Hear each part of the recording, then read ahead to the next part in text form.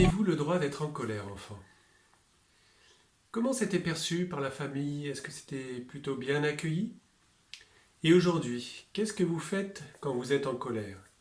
Est-ce que vous vous autorisez à exprimer cette colère ou vous la gardez plutôt pour vous, à l'intérieur de vous?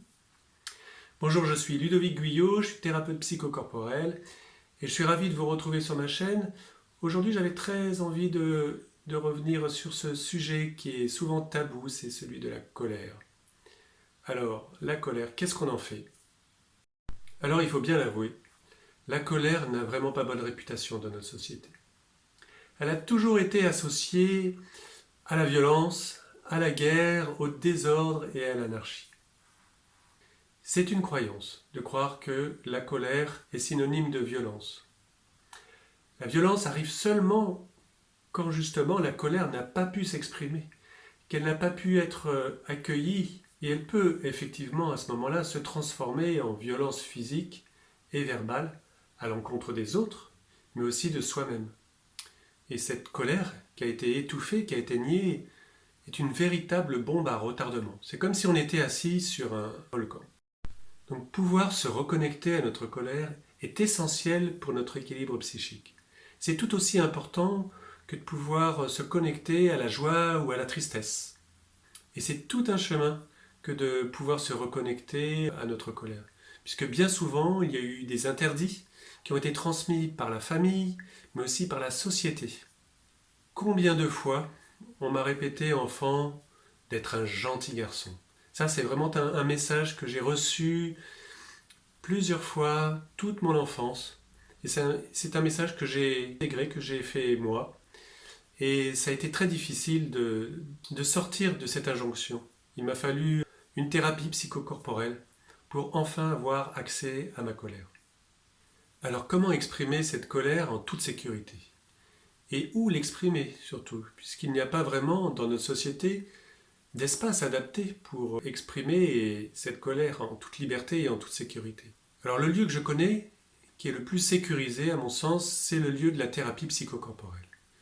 Puisque la thérapie psychocorporelle va vous offrir un cadre sécurisé, vous serez accompagné et guidé. Et c'est dans cet espace-là que vous allez pouvoir expérimenter, exprimer toutes vos émotions. Et la colère fait partie de ces émotions très importantes qui a besoin de se montrer. Alors en psychologie biodynamique, on a un outil qui s'appelle le Temper Tantrum et qui est très efficace puisqu'il permet justement d'aller chercher cette colère et de se reconnecter à cette colère qui a été trop longtemps refoulée. Alors on va proposer simplement aux patients de s'allonger sur un matelas au sol et puis de se connecter à cette puissance-là qui est dans le corps en fermant les poings tout doucement et elle va sentir cette colère dans les poings et on va l'inviter à faire quelques mouvements tout doucement pour qu'elle puisse sentir cette colère dans les poings et l'inviter à taper sur le matelas avec ses poings de plus en plus fort et de plus en plus vite. Puis la personne va relâcher ses mains et on va l'inviter simplement à sentir ce qui est là pour elle. Comment c'est de sentir cette colère. Puis tout doucement, on va l'inviter à reprendre le mouvement des poings et on va ajouter à ce mouvement-là le mouvement des jambes pour qu'elle puisse vraiment sentir dans tout son corps cette énergie de la colère qui a été très longtemps refoulée. Et là, en toute sécurité, la personne peut se laisser aller vraiment au mouvement en tapant des pieds, en tapant des poings. Comme un enfant. Je ne sais pas si vous avez vécu cette expérience déjà. Quand vous avez un enfant qui se met au sol et qui tape des pieds et des poings et qui crie, eh bien laissez-le faire. Parce que c'est juste l'expression de son besoin. Il a besoin de se décharger de toute cette colère et de toute cette frustration. Il n'y a rien de mal à cela. C'est tout à fait normal, même si c'est un petit peu gênant. Je l'ai vécu personnellement en tant que père.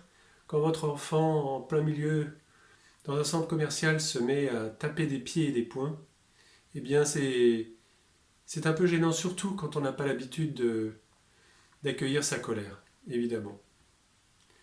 Mais ce jour-là, ce que je peux vous dire, c'est que j'ai laissé faire et au bout de quelques minutes, eh bien ça allait beaucoup mieux et on a repris notre chemin. Donc le Tempertentrum, voilà, c'est un outil vraiment biodynamique qui va permettre de libérer cette colère qui est là depuis trop longtemps. Et ça permet évidemment de sentir aussi sa force. C'est vraiment le but de cet exercice, c'est de pouvoir se réapproprier sa force et son pouvoir en fait. Voilà, j'espère que ce sujet sur la colère et cet exercice va vous permettre d'être plus en lien avec vos émotions. La colère n'est pas forcément destructrice.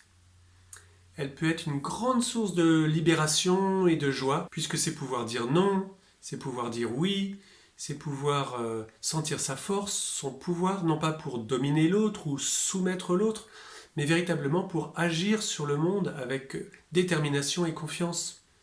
Alors peut-être que vous vous sentez encore loin de vos émotions et que c'est difficile pour vous de vous reconnecter à cette colère ou tout simplement à la tristesse ou à la joie.